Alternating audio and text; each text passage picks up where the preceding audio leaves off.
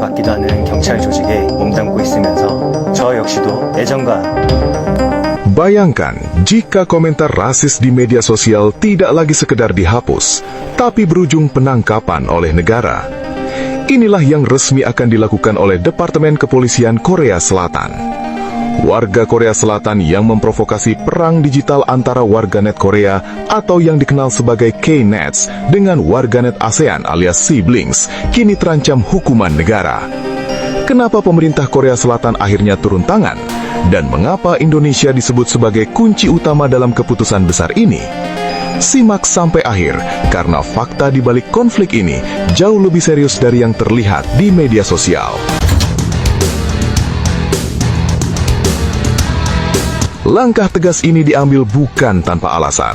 Dalam pernyataan resminya, Departemen Kepolisian Korea Selatan menegaskan bahwa segala bentuk rasisme, ujaran kebencian dan provokasi digital yang memperkeruh hubungan internasional akan diproses secara hukum. Fokus utama penindakan ini adalah warga Korea Selatan sendiri, khususnya mereka yang secara aktif memanaskan konflik digital dengan warganet ASEAN di platform media sosial seperti X, Instagram, TikTok, hingga komunitas daring. Pihak kepolisian menyampaikan ultimatum keras. Siapapun warga Korea Selatan yang terbukti melakukan rasisme di dunia maya akan dikenai sanksi hukum tanpa pandang bulu. Ini bukan lagi sekedar imbauan moral, melainkan peringatan resmi negara. Mengapa langkah ini begitu serius?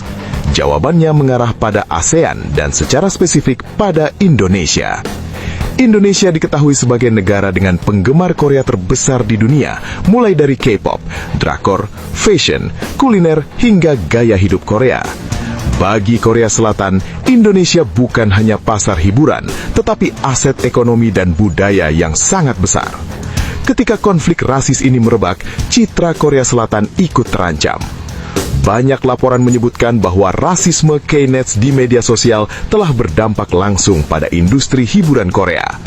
Beberapa konsekuensi yang mulai terasa: produsen film kehilangan penonton internasional, agensi musik mengalami penurunan fanbase, brand besar menarik kerjasama endorsement, dan jutaan fans ASEAN menyatakan boykot. Kerugian ini bukan isu kecil. Bagi negara yang menjadikan budaya pop sebagai soft power utama, konflik digital semacam ini bisa menjadi bom waktu ekonomi. Lalu bagaimana semua ini bermula? Konflik ini diketahui berasal dari sebuah konser di Malaysia. Sebuah insiden kecil yang terjadi di lokasi konser awalnya tidak terlalu diperhatikan. Namun segalanya berubah ketika potongan video dan komentar provokatif diunggah ke media sosial. Dalam hitungan jam, video viral, komentar rasis bermunculan, K-Nets dan siblings saling serang, dan narasi kebencian berkembang liar. Media sosial akhirnya menjadi medan perang digital, dan konflik pun membesar tanpa kendali.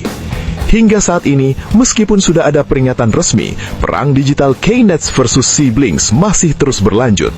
Komentar bernada merendahkan bangsa, menghina budaya, menyerang identitas nasional, hingga menghina agama terus bermunculan dan semakin ekstrim. Inilah yang membuat pemerintah Korea Selatan tidak punya pilihan lain selain turun tangan langsung. Langkah kepolisian ini juga membawa pesan penting, rasisme bukan kebebasan berpendapat. Negara ingin menegaskan bahwa dunia maya bukan zona bebas hukum. Identitas nasional bisa rusak oleh komentar segelintir orang, dan hubungan antar negara bisa hancur karena media sosial.